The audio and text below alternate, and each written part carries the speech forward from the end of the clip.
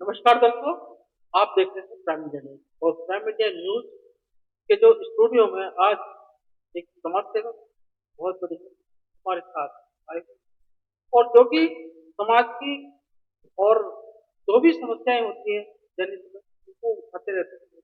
पहले भी पुलिस में रहे, पुलिस में भी रहे तो उन्होंने समाज सेवा बहुत की। उनका नाम है राजेंद्र पाठक। तो राजेंद्र पाठक जी, आपका हमारे चैनल में बहुत बहुत स्वागत है। नमस्कार। तो अब जैसे कि आप समाज सेवक रहे हैं और समाज की हर बुराई के लिए आप कदम उठाए हैं। जैसा कि अभी नोएडा में देख रहे हैं आप एक विकास मेहता दिन में जो कि लगता है 50 में दिखा होगा।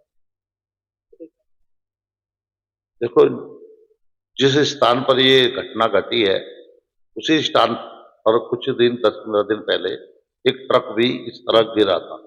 नोएडा के अंदर बड़ी बड़ी रोड है, चौड़ी चौड़ी नोएडा में बहुत बहुत ज्यादा रहता है और खासकर ये बड़ा हाईवे जितना भी है यमुना एक्सप्रेस है तो पे बहुत धुंध होती है और कोहरा रहता है। और वो टी पॉइंट था और टी पॉइंट पर ना तो वहां ब्लैंकिंग लाइट लगा रखी थी ना कोई, और लाइट भी अंधेरा था, कोई ऐसा इंडिकेशन नहीं दे रहा था कोई कि वो इंडिकेशन नहीं था आगे ना। डेड रोड था, डेड रोड था, जिससे हादसे बचा जाता था। डेड रोड था और उसमें राइट और यू टर्न की ही सुविधा थी। लेकिन इतनी बड़ी घटना घटने के बाद जब ट्रक हुआ तो अथॉरिटी के कानों पर कोई जू नहीं चली और कोई ऐसी भविष्य में आगे घटना ना घटे उसको रोकने के लिए कोई प्रयास नहीं किया। तो जैसे कि घटना घटी और युवराज ये भी मैं अपने पिता को भी लोकेट करके भी फोन भी किया था। लेकिन इतनी सारी बात होने के बाद जो लगभग 2 घंटे समय रहा जो वो अपने इस तरह से रहा। इतने में तो बहुत कुछ हो जाना चाहिए था क्योंकि पिता भी जरूर उन्होंने कोई ना कोई कदम लिया होगा लेकिन उसको लेके देखो, नोएडा में सब चीज ठेकेदारी पे चलती है और नोएडा एक में करोड़ों के मकान और वो जिंदगी जो वहां पर है वो नरकी है। आप सड़कें देख के या पेड़ देख के या ऊंची बिल्डिंग देखकर ये अंदाजा नहीं लगा सकते, सुविधाओं के नाम पर अभाव है। क्योंकि वो लड़का ने अपने पिताजी को फोन भी कर दिया था, लोकेशन भी दे दी थी, उसके पिताजी भी मौके पे पहुंच चुके थे, वो गाड़ी से बाहर भी निकल आया था और छत पे भी चढ़ गया था। लेकिन जो दलदल थी उसके अंदर, गाड़ी जो है धीरे धीरे धीरे जैसे जैसे इसमें पानी बढ़ता गया और वो गाड़ी और वो वजन लेता गया तो नीचे गाड़ी नीचे बैठती रही और वो साथ ही युवराज भी उसी गाड़ी में चला।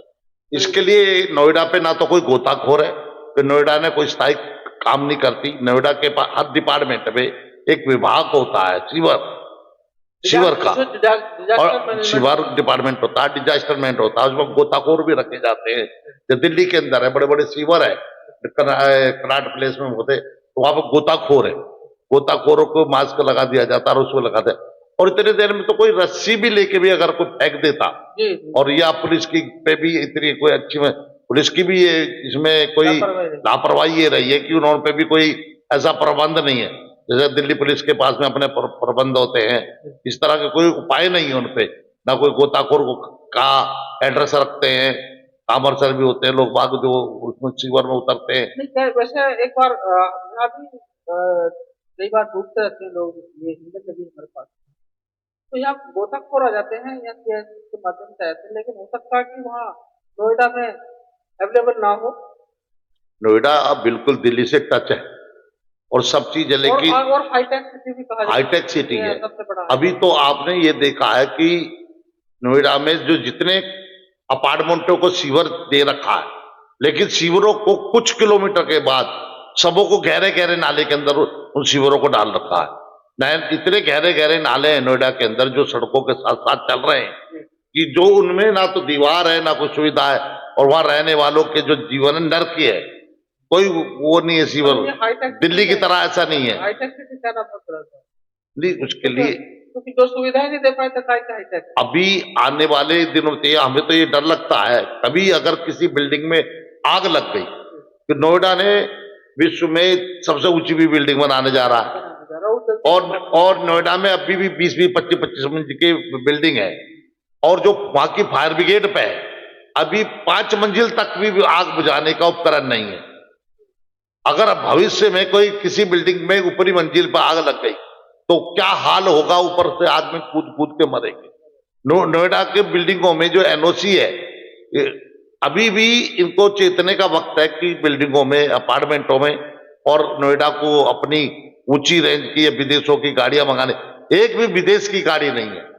जिस तरह से ये घटना घटी है, इस घटना को लेकर के जैसे आप हर बार कोई ना कोई स्टेप लेते हैं सरकार को चेताने के लिए, सरकार को जागरूक करने के लिए, कोई ना कोई स्टेप लेते हैं, लिखित कोई कार्रवाई करते हैं आप उसमें सरकार को बताते हैं ये सबको। अब इसमें भी कोई आपका सुझाव हो? हाँ, इसको भी हम लेके वो मानवाधिकार में भी डालेंगे, और उसकी जो उसका वो शोषण हुआ उसके पिताजी का है, और हम चाहते हैं इसमें सामाजिक संस्थाएं आगे आए और कैंडल मार्च निकालें और जंतर मंतर पे एक बड़ा प्रदर्शन करें, और नोएडा अथॉरिटी के ऊपर प्रदर्शन होना चाहिए।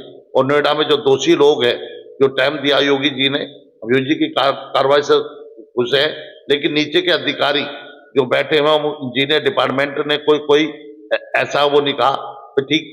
बिल्डर जो दोषी है, बिल्डर को के पे मुआवजा लगना चाहिए, उसके पे सीधा नोएडा अथॉरिटी पे 302 का मुकदमा लगना चाहिए। उन्होंने जानबूझकर हत्या का मामला दर्ज होना चाहिए। क्योंकि जो जब बिल्डर या इसमें बिल्डर अपना काम कर रहा है, वहाँ बिल्डर से भी गलती नजर आ रही है, तो उसको भी वास्तव में दंडित किया जाना चाहिए। और साथ में जो 302 का मुकदमा आप बता रहे हैं, वो वास्तव में अथॉरिटी को लगी, क्योंकि अथॉरिटी ही इन सब के लिए जो जिम्मेदार होती है कि वो कहाँ कब क्या चल रहा है, अथॉरिटी के बिना मर्जी कुछ कार्य नहीं चलता है। देखो, एनजीटी का भी साफ डायरेक्शन है, जहां पे भी कोई कंस्ट्रक्शन का निर्माण होगा वहां पर ऊंची ऊंची आपको टीन की साइडें लगानी पड़ेंगी, और उस एरिया को पूरे को कवर करना पड़ेगा, जिससे कि डस्ट भी ना उगड़े। अब उसने जब उसका काम नहीं चल रहा और काम नहीं हुआ और इतने दिन पहले खुदाई करके पटक दिया, तो ये लापरवाही उसकी है। और कितनी दुख भरी का आदमी किसी के पिताजी के सामने उसका बच्चा मर रहा हो और मरते हुए देख रहा हो, इतनी दर्दनाक घटना पूरे विश्व में मानवता को हिला देने वाली है। इन अफसरों के खिलाफ, वहां की पुलिस के खिलाफ, पुलिस को भी नहीं छोड़ना चाहिए। पुलिस प्रशासन और सीईओ को के ट्रांसफर से कोई काम नहीं चलेगा। मैं कह रहा हूं उसके खिलाफ 302 का मुकदमा होना चाहिए, जो ये हत्या करी गई है, ना कि कोई घटना है। तो इसमें जो है जितने भी ये जो विभाग हैं जो इसकी जिम्मेदार हैं, उन पर वास्तव में कार्रवाई होनी चाहिए, ये सब आप बताएं। हाँ, वहां के जो जनरल मैनेजर इसको देखते हैं, एसपी सिंह जी है, ये उन पे भी कार्रवाई होनी चाहिए। और बाकी जो सीईओ है उनको तो ट्रांसफर कर दिया गया। दूसरा मैं ये कहूंगा, अभी कुछ दिन पहले हमने नोएडा के अंदर सीवर की डेथ हुई है, सीवर में वहां पर है नहीं, और लोग बाग सेफ्टी टैंक साफ कराते थे और वह सीवर में मौत हो जाती है, और मौत होने पर नोएडा अथॉरिटी ने उन केसों को दबा दिया, उनको दबा दिया। जबकि उनका सरकार की तरफ से सुप्रीम कोर्ट का सीधा कहना कि 30 लाख रुपए उनको मिलने चाहिए। और उन आदमियों को इतना डरा दिया, मैं उनके घरों पे गया, वो लोग आगे बोलने को तैयार नहीं थे, केस डालने को तैयार नहीं थे। नोएडा अथॉरिटी में आज भी 40-40 साल से सफाई कर्मचारी काम कर रहे हैं, और उनको नेताओं के आदमियों के द्वारा बिल बनाए जा रहे हैं, और बिल बना के उनको पेमेंट होती है। और आज सुप्रीम कोर्ट ने बिल्कुल ये डिसीजन दे दिया है कि 10 साल जिससे ऊपर हो, जिसको काम करते हो गए, वो स्ट्राइक करना चाहिए। लेकिन नोएडा अथॉरिटी के पास बजट की कोई कमी नहीं है, पैसा बहुत है, करोड़ों करोड़ों के मकान है, कई करोड़ के मकान है, विलास है, और वो जो बिकते हैं तो नोएडा अथॉरिटी को जो रेवेन्यू अर्जत होता है, ये इन्हीं से होता है, लेकिन उस सुविधाओं के नाम पर अभाव है। अभाव क्या, उसमें जो ठेकेदार और जो अधिकारी हैं वो मिलकर, और उसमें जो नेतागण भी आ जाते हैं जो बंदर बांट करते हैं, और जो इसी में जो है जो वर्कर है, जो कर्मचारी, उनका शोषण है। मेरा तो मानना यह है, आपने जो बात कही वो बिल्कुल ठीक है। मेरा एक कहना है कि नोएडा और ग्रेटर नोएडा बहुत बड़ा शहर हो गया है। आपने बहुत छोटी सी कॉलोनी, आपने कच्ची कॉलोनी है, उसमें नगर पालिका दे दी खोड़ा कॉलोनी के अंदर। अब ये इतना बड़ा क्षेत्र नोएडा ग्रेटर नोएडा है, यहाँ नगर निगम होनी चाहिए। नगर निगम हो, जनता के नुमाइंदे चुन कर आए, कारपोरेटर आए, उनकी जिम्मेवारी हो और उनका काम बटे। लेकिन एक सीईओ क्या करेगा? सीईओ तो फाइलों में ही उलझा रहते हैं, और इनके अपने जो रिश्वत के काम है, बड़े बड़े प्रोजेक्ट है, वो सब पास हो रहे हैं। आज पूरे नोएडा में भविष्य को लेकर कोई योजना नहीं बनी। जब ट्रैफिक जाम होने लगा तो इन्होंने यू टर्न बना दिए, बस आगे करके, लेकिन वो भी समाधान नहीं है। और नोएडा को भविष्य की प्लानिंग के लिए कोई नहीं है। आज पूरी इतनी बड़ी बड़ी पास की बिल्डिंग है, ट्रैफिक है, हाई लाइट होनी चाहिए, सौर ऊर्जा होनी चाहिए। अगर बिजली चले, रोडों पर लाइटें नहीं होती, पेड़ों की कटिंग नहीं होती, पेड़ों के मारे कई जगह इस तरह अंधेरा है, कई बार हादसों का कारण बन जाता है। कारण बन जाते हैं। तो इस सब के लिए एक नोएडा में जो जितना भी है, हर पैच चैनल पर साफ सफाई कर्मचारी से ले लीजिए, सीवर का ले लीजिए, सीवर है नहीं, खुले में नाले में जा रहा है, और इस ऐसी घटना जगह जगह हो रही है। कोई जो नाले बने हुए हैं वो ढके नहीं है, कवर्ड नहीं है।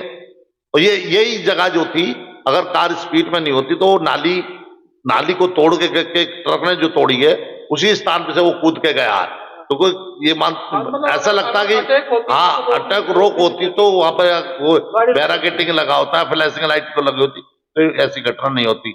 हमें अपनी तरफ से, अपने परिवार की तरफ से, अपनी संस्था की तरफ से उस परिवार को सहानुभूति है हमारी, और हम उन भगवान से प्रार्थना करते हैं उनके माता पिता को इस दुख की घड़ी में शक्ति दे, और अधिकारियों को के खिलाफ कुछ कठोर से कठोर कार्रवाई हो।